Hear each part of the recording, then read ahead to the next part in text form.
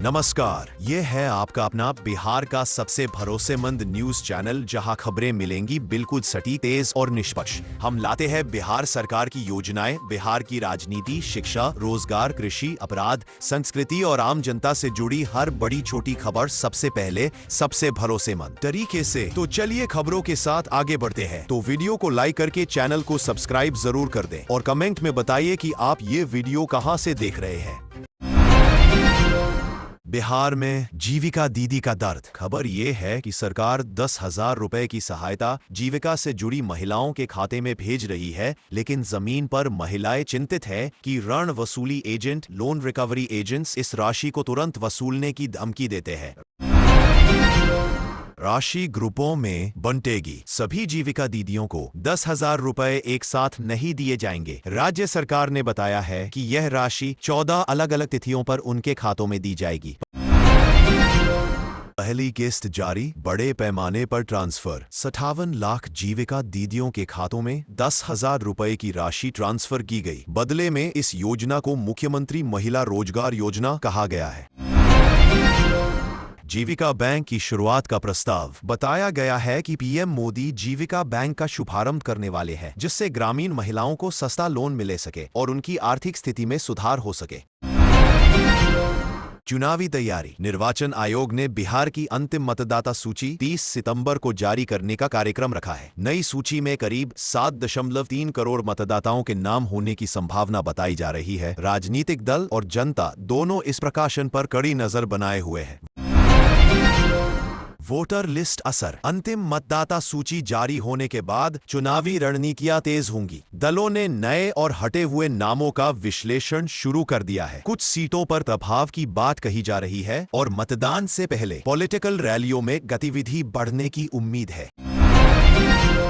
Rail सेवा विस्तार। Rail मंत्री अश्विनी वैष्णव ने वीडियो कॉन्फ्रेंस से पटना सहित बिहार के लिए 3 नई अमृत भारत और 4 लोकल पैसेंजर ट्रेनें हरी झंडी दिखाकर रवाना की। यात्रियों के लिए सुविधा और कनेक्टिविटी में वृद्धि होगी। रेलवे ने पावापुरी नवादा के बीच नया रेल मार्ग स्वीकृत किया है। यह धार्मिक व पर्यटन क्षेत्रों की कनेक्टिविटी बढ़ाएगा तथा स्थानीय व्यापार में मदद करेगा। अनुमानित लागत करोड़ों में बताई गई है। विधानसभा चुनाव तैयारी। मीडिया रिपोर्टों के अनुसार बिहार विधानसभा के चुनावी कार्यक्रम का ऐलान अगले सप्ताह होने की संभावना है। पहले चरण का मतदान छठ त्योहार के बाद रखा जा सकता है, जिससे आयोग, दल और प्रशासन समन्वय बढ़ा रहे हैं। सिर विवाद का असर। विशेष गहन पुनरीक्षण और मतदाता सूची परिवर्तनों पर राजनीतिक बहस जारी है। विपक्ष ने पुनरीक्षण की प्रक्रियाओं पर सवाल उठाए हैं और कोर्ट आयोग से स्पष्टीकरण की मांगें बढ़ी है। पटना प्रशासन। राजधानी में सफाई और ट्रैफिक संचालन के बड़े अभियानों की घोषणा की गई है। नगर निगम ने पक्के रास्तों व ड्रेनेज सुधार पर फोकस बताया है ताकि मानसून के बाद की समस्या कम हो। जिलेवार खरीफ फसल की कटाई चल रही है। किसान मंडियों में धान की आवक बढ़ी है और स्थानीय एजेंसियां समर्थन मूल्य तथा मंडी व्यवस्थाओं की निगरानी बढ़ा रही है। मौसम अपडेट। मौसम विभाग के अनुसार अगले 24 से 48 घंटों में कुछ जिलों में हल्की से मध्यम बारिश की संभावना है। किसानों और यात्रियों को सतर्क रहने की सलाह जारी है। सड़क सुरक्षा मुहिम। राजमार्ग प्राधिकरण ने तेज रफ्तार नियंत्रण और सड़क सुरक्षा जागरूकता कैंपेन शुरू किए। दुर्घटनाओं में कमी लाने हेतु चेकपोस्ट और ड्राइवर ट्रेनिंग पर जोर दिया गया।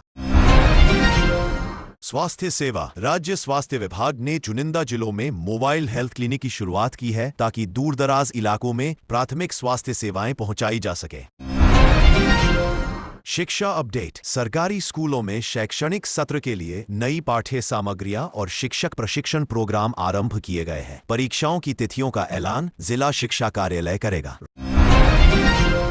रोजगार पहल। राज्य प्रशासन ने ग्रामीण कौशल विकास केंद्रों में प्रशिक्षण बढ़ाने की घोषणा की है, जिससे स्थानीय युवकों को स्वरोजगार के अवसर मिल सके। बिजली प्रौद्योगिकी। पावर विभाग ने कटौती कम करने के लिए कुछ उप केंद्रों का नवीनीकरण शुरू किया। ग्रामीण विद्युतीकरण योजनाओं पर भी काम तेज रहेगा। पानी व्यवस्था। जल बोर्ड ने जल स्रोतों की सफाई और ट्यूबवेल मरम्मत के लिए अतिरिक्त फंड जारी किए हैं ताकि पेयजल आपूर्ति सुचारू रहे। महिला सुरक्षा। महिला हितग्राहियों के लिए राज्य प्रशासन ने हेल्पलाइन व शिकायत निवारण केंद्रों को मजबूत करने की घोषणा की है। शहरी इलाकों में महिला सहायता बूथ स्थापित किए जा रहे हैं। कोविड/स्वास्थ्य चेतावनी। स्वास्थ्य अधिकारियों ने मौसमी संक्रमणों पर नजर बनाए रखने को कहा। अस्पतालों में बुखार क्लिनिक चालू रखे गए हैं और टीकाकरण रॉयल रूटीन जारी है। बाढ़ तैयारी। बरसात के बाद संभावित बाढ़ जोखिम वाले क्षेत्रों में प्रशासन ने बचाव टीमों और रेस्ट सेंटरों की तैयारी पूर्ण की है। जिलेवार सूची अपडेट की जा रही है। Local business. पटना में छोटे उद्यमों के लिए माइक्रो लोन स्कीम का विस्तार हुआ। व्यापारियों ने स्वागत किया है, जिससे रोजगार और स्थानीय अर्थव्यवस्था को बढ़ावा मिलने की उम्मीद है। पुलिस कार्रवाई। कुछ जिलों में चेकिंग और नशा विरोधी अभियान तेज हुए। पुलिस ने प्रतिबंधित वस्तुएं जब्त कर कुछ आरोपियों को हिरासत में लिया है। ट्रांसपोर्ट स्ट्राइक खबर। कुछ निजी बस ऑपरेटरों और यूनियनों के बीच किराए व रूट विवादों पर बातचीत जारी है। यात्रियों के हित में अल्टरनेटिव सेवाएं सुनिश्चित करने का निर्देश है। कला संस्कृति। स्थानीय स्तर पर नवरात्रि व दुर्गा पूजा समारोहों की तैयारियां जोर शोर से चल रही हैं। धार्मिक आयोजनों में सुरक्षा और प्रदर्शनी व्यवस्था पर प्राथमिकता दी जा रही है। युवा कार्यक्रम। युवा कल्याण विभाग ने खेल तथा सांस्कृतिक प्रतियोगिताओं के लिए अनुदान योजना शुरू की है। प्रतिभाओं को पहचान व सपोर्ट देने का वादा किया गया है। परिवहन सुधार। कुछ शहरी क्षेत्रों में साइकिल लेन और पैदल मार्गों का काम शुरू हुआ है, ताकि स्थानीय आवागमन सुरक्षित और व्यवस्थित हो। Banking update. ग्रामीण शाखाओं में मुद्रा सुविधाओं और डिजिटल पेमेंट वर्कशॉप का आयोजन कर किसानों व व्यापारियों को डिजिटल भुगतान के प्रति जागरूक किया जा रहा है। पर्यावरण पहल। पेड़ रोपण अभियान अगले सप्ताह बड़े पैमाने पर चलेगा। नगर निगम और विद्यालय मिलकर हरित क्षेत्र बढ़ाने पर काम करेंगे। न्यायिक मामला। राज्य के कुछ हाई प्रोफाइल मामलों की सुनवाई जिला उच्च न्यायालय में जारी है। न्यायालय ने संबंधित पक्षों को अगली तारीखों पर उपस्थित रहने का आदेश दिया है। शिक्षा प्रवेश। कॉलेजों में स्नातक कोर्स के प्रवेश के लिए ऑनलाइन पंजीकरण का अंतिम चरण चल रहा है। छात्र समय पर दस्तावेज जमा कराने के लिए निर्देशित किए गए हैं। पर्यटन खबर। धार्मिक और सांस्कृतिक पर्यटन को बढ़ावा देने के लिए स्थानीय प्रशासन ने पावापुरी, नैनीताल जैसी जगहों पर सुविधाओं का उन्नयन शुरू करने का निर्णय लिया है। स्वास्थ्य कैंप। समुदाय स्वास्थ्य शिविरों में निशुल्क जांच, परामर्श और दवाइयों का वितरण किया जा रहा है। विशेषकर दूर दराज इलाकों में इसका सकारात्मक असर दिख रहा है।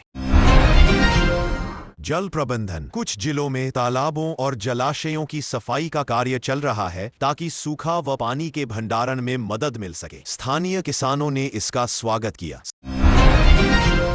सामाजिक अभियान। राज्य की एनजीओ और सरकारी विभाग मिलकर शिक्षा व स्वच्छता पर जन सचेतन अभियान चला रहे हैं। स्कूलों में स्वच्छता कक्षाओं का आयोजन हो रहा है।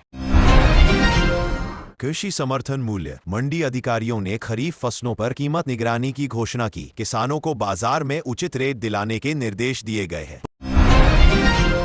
परिवहन सुरक्षा। रेलवे और राज्य प्रशासन ने स्टेशनों पर भीड़ प्रबंधन व सुरक्षा बढ़ाने के निर्देश दिए हैं, खासकर त्योहारों के मद्देनजर। स्थानीय राजनीति। कई जिलों में उम्मीदवारों की संभावित सूची और टिकट बंटवारे को लेकर चर्चाएं तेज हैं। पार्टी स्तरीय बैठकों का दौर जारी है। युवा रोजगार मेल। रोजगार मेल के जरिए शहरी व ग्रामीण युवाओं को जॉब इंटरव्यू और स्किल मिलान की सुविधा दी जा रही है। कंपनियां मौके पर भर्ती भी कर रही हैं। ऊर्जा संरक्षण। राज्य में ऊर्जा बचत और सोलर पैनल प्रोत्साहन की नीतियां लागू करने पर विचार हो रहा है। सोलर स्कीम के लिए पायलट प्रोजेक्ट चल रहे हैं। सामाजिक विवाद समाधान। पंचायत स्तर पर कुछ जमीन व पारिवारिक विवादों को सुलझाने के लिए मध्यस्थता प्रयास तेज किए जा रहे हैं। जिला प्रशासन निगरानी कर रहा है। यातायात अपडेट। राष्ट्रीय राजमार्गों पर मरम्मत कार्य के कारण कुछ स्थानों पर ट्रैफिक डायवर्जन लागू है। यात्रियों को एडवाइजरी जारी की गई है।